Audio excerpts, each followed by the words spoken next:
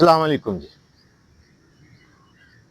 اچھا، بات ایمان کی کر رہے تھے، حسد سے شروع ہوتی ہے ایمان۔ اچھا، مین چیز ہے، ہر آپ کی کمزوری، ہر غلطی، ہر کوتاہی، اس کی بنیادی وجہ ایمان کی کمزوری۔ اگر آپ کا ایمان مضبوط ہے نا تو آپ پرفیکٹ ہو جاتے ہیں، کوئی ایشو نہیں رہتا۔ اچھا، ہم کہتے ہیں جی ایمان لے آئے، اللہ تعالیٰ کہتا ہے ایمان لے آؤ، مطلب اللہ تعالیٰ فرماتا ہے کہ جی آخرت پر ایمان لاؤ، فرشتوں پر، کتابوں پر، نبیوں پر ایمان آپ لے، کتابوں پر، نبیوں پر، فرشتوں پر، آخرت پر۔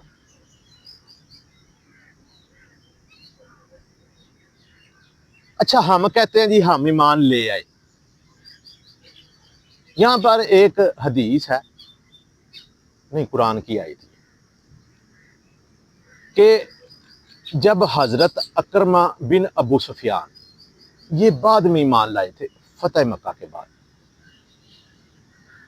تو حضور صلی اللہ علیہ وسلم کی جب ڈسکس ہوتی تھی نا صحابہ کبار سے، جو مطلب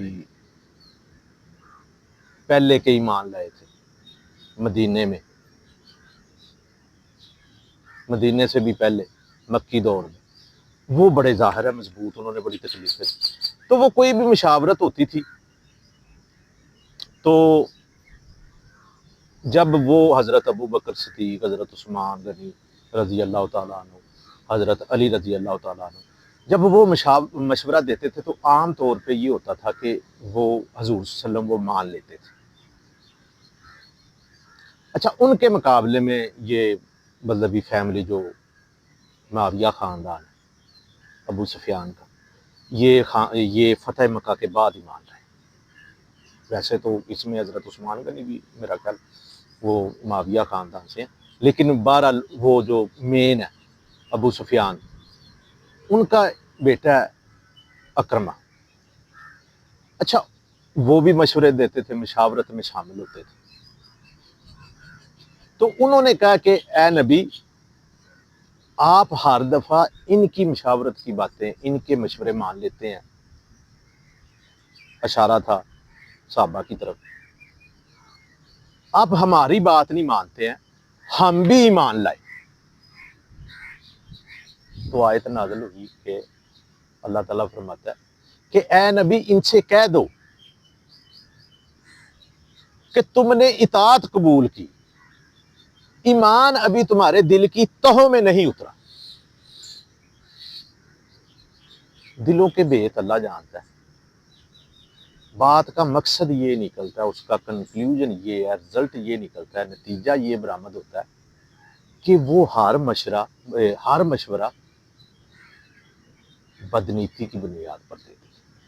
اب یہ بات عجیب سی بنتی ہے، صحابہ اکبار ہے سب رضوان اللہ علیہ، لیکن بات یہی بنتی ہے، مقصد یہی ہے بات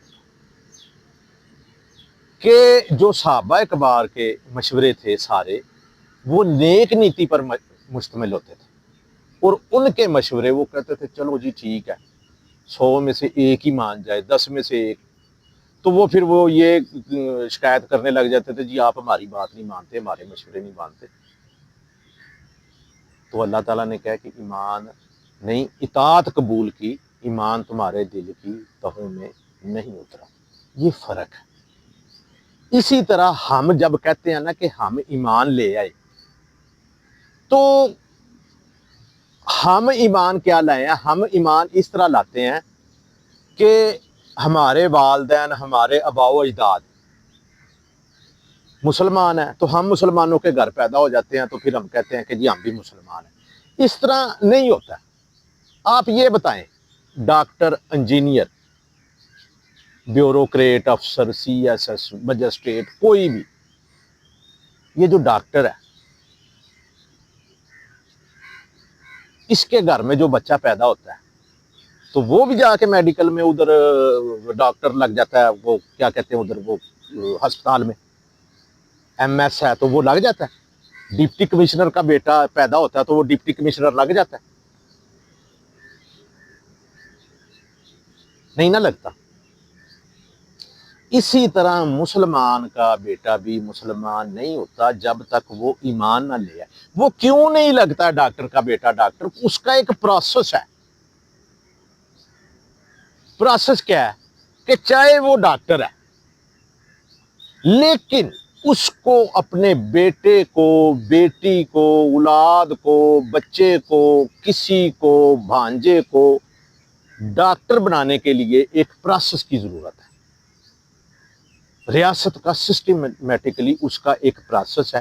وہ پڑھتا ہے، پرائمری کرتا ہے، مڈل کرتا ہے، مڈل کے بعد پھر اس کو یہ رکھنا ہوتا ہے کہ کون سا مضمون اس نے رکھنا ہے، میڈیکل کی طرف جانا ہے، اور باقاعدہ بے شک اس کا باپ جتنا مرضی بہت بڑا ڈاکٹر ہے، اسی طرح اس بچے کو وہ میڈیکل کی ڈگری تھرو پراپر چینل طریقے سے حاصل کرنی پڑے گی، پھر وہ ڈاکٹر بنے گا۔ جی السلام علیکم جی۔